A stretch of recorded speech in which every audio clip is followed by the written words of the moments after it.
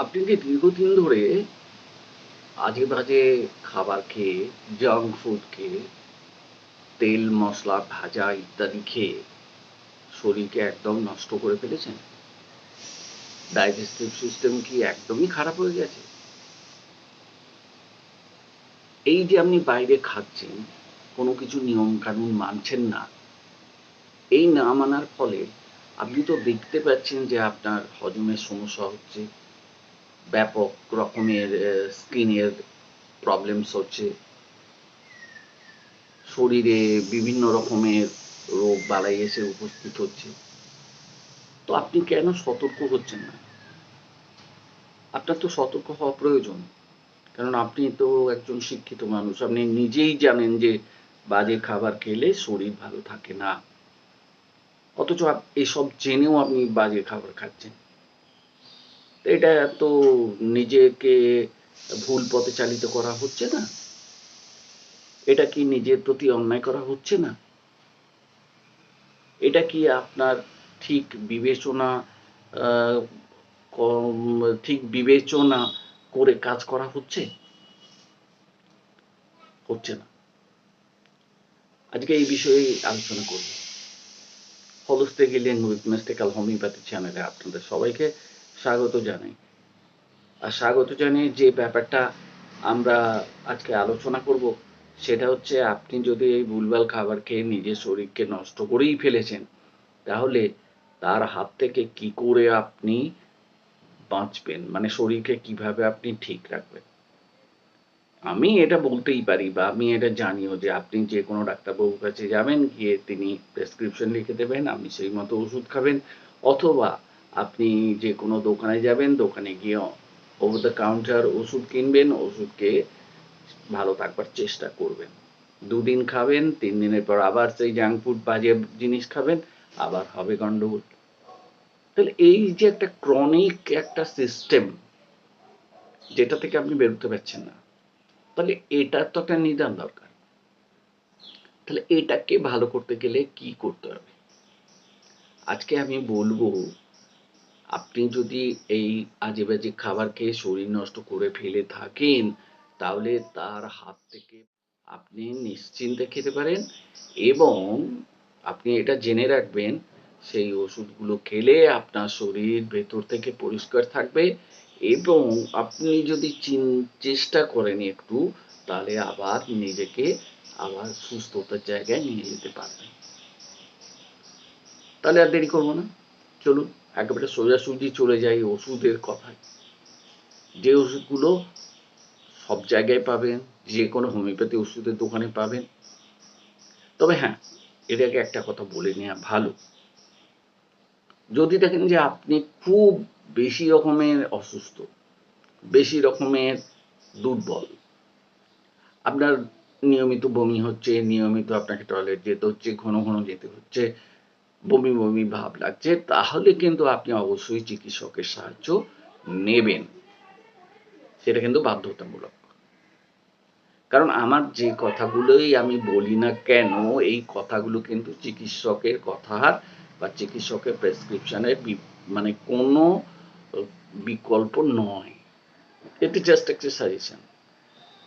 মানে এগুলো খেলে আপনি ভালো থাকবেন, ক্ষতি খুব একটা করবে না, করবেই না ক্ষতি, যদি আপনি নির্দিষ্ট ডোজে আমার কথা বলা ওষুধগুলো নির্দিষ্ট পরিমাণ মতো খান।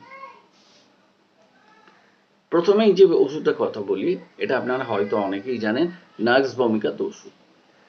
এটা সেই সব লোকের জন্যে যারা অতিরিক্ত খাবার দাবার না বুঝে সুঝেই খান, মদ্যপান করেন, বাইরে খাবার কারণে একটা গ্যাস্ট্রিক একটা টেন্ডেন্সি হয়েই থাকে, প্রবলেমস হয়েই থাকে। যেমন হচ্ছে খিদে না হওয়া, একটা বমি বমি ভাব, কনস্টিপেশনের একটা কনস্ট্যান্ট সমস্যা,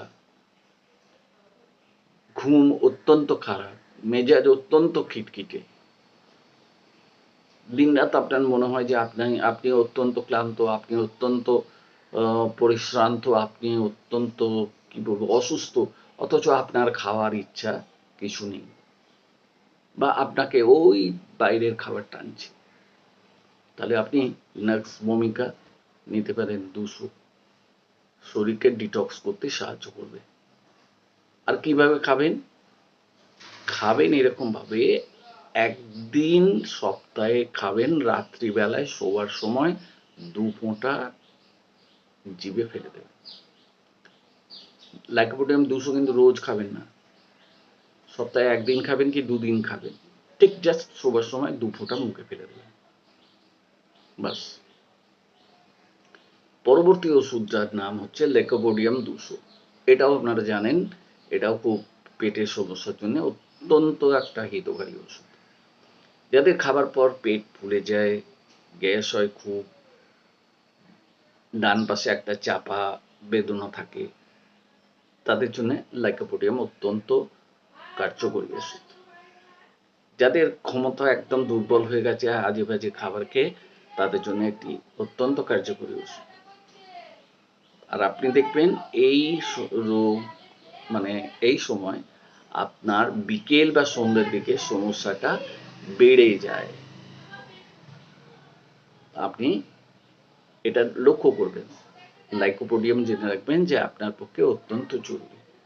পেট কিন্তু ফাঁপবে, একটুখানি খেতে যাবেন, দেখবেন খাবার ইচ্ছা হচ্ছে না, বা 2-1 গাল খেলে খাওয়ার পরেই দেখবেন যে আর মনে হচ্ছে খেতে পারবে না। এটা একদম লাইকোপোডিয়ামের স্পেসিফিক একটা symptom। লাইকোপোডিয়াম 200 যদি খান, ওই সপ্তাহে একদিন বা অল্টারনেট ডেজ, মানে আজকে খেলেন, আজকে যদি রবিবার হয়, রবিবার বাদ দিয়ে, সোমবার বাদ দিয়ে, মঙ্গলবার বাদ দিয়ে বুধবার আবার খাবেন, আবার 2-3 দিন পরে আবার এক ডোজ খাবেন। রোজ কিন্তু লাইকোপোডিয়াম 200 খাবেন না, ক্ষতি হবে শরীরে। এর পরের ওষুধ হচ্ছে সালফার 200। সালফার 200, সালফার নামটা শুনলেই মনে হয় যেন খোস চুলকানির ওষুধ, কিন্তু এটা বিন্দুমাত্র নয়। আপনি যে ভুল খাবার খাচ্ছেন, সেই খাওয়ার পরিপ্রেক্ষিতে যে সমস্ত আপনার রোগ ব্যাধি হচ্ছে বা আপনার স্কিন ডিজিজ হচ্ছে যেগুলো, সেইগুলো থেকে রেহাই দিতে সালফার হচ্ছে অত্যন্ত ভালো একটি ওষুধ। এবং এটা কি করে? এটা লিভারকেও পরিষ্কার রাখে। হোমিওপ্যাথিতে যতগুলো আপনার ডিটক্স করার জন্য ওষুধ রয়েছে, ডিটক্সিফায়ার রয়েছে, তাদের মধ্যে সালফার হচ্ছে অন্যতম। সালফার 200 একবার, এটা 15 দিন অন্তর একবার খাবেন, রোজ নয়। এটা মাথায় রাখবেন আপনি, কারণ অ্যাগ্রাভেশন হবে খুব বেশি রকমের। এরপরের ওষুধটি হলো একটি বায়োকেমিক ওষুধ, নাম হচ্ছে ন্যাট্রাম ফসফোরিকাম বা ন্যাটফস 6X। এই ন্যাটফস 6X তাদের জন্যই ভালো যারা অত্যন্ত অ্যাসিডিটিতে ভোগেন, যাদের টক ঠেকুর ওঠে, যাদের মুখে একটা টক টক ভাব থাকে। ন্যাট্রামফস তাদের পক্ষে মহৌষধ, দেহের অ্যাসিড ব্যালেন্স ঠিক করতে অত্যন্ত সহায়তা করে। আপনি ন্যাটফস কখন খাবেন? খাবারের ঠিক 8 ঘন্টা পর।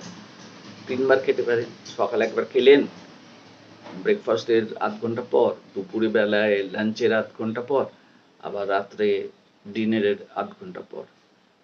6X ট্যাবলেট, বায়োকেমিক ট্যাবলেটস, 4-5টা ট্যাবলেট নিয়ে মুখে ফেলে দেবেন, চুষে খেয়ে নেবেন।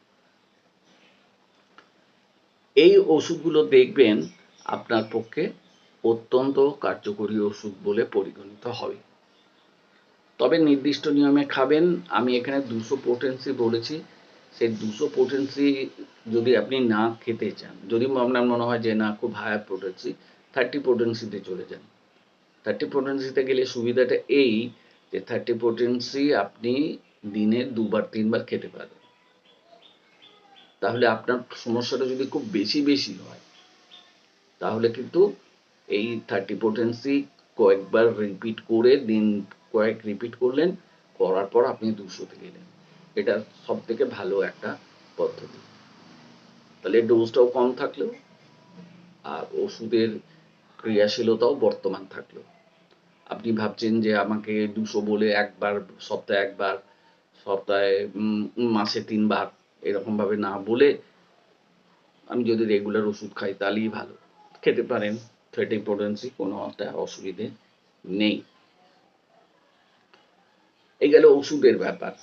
এরপর যে ব্যাপারটা আপনাদের বলি সেটা হচ্ছে শুধু ওষুধ খেলেই তো হবে না, একটা নিয়মিত জীবনযাপনের একটা ধারা বজায় রাখতে হবে। আপনাকে পর্যাপ্ত ঘুম নিতে হবে, বিশুদ্ধ জল পান করতে হবে এবং অবশ্যই এক্সারসাইজ করতে হবে। এক্সারসাইজ মানেই জিমে যেতে হবে এমন নয়, আপনি হাঁটাহাঁটি করুন বা হালকা ব্যায়াম করুন, যোগ ব্যায়ামও করতে পারেন। এই যে হোমিওপ্যাথি ওষুধগুলোর কথা আমি ওপরে আলোচনা করলাম, এই ওষুধগুলো কি করবে, আপনার ভুল খাদ্যাভ্যাসের কারণে আপনার শরীরে যে সমস্যার সৃষ্টি হয়েছে সেই সমস্যা থেকে আপনাকে মুক্তি দিতে পারে।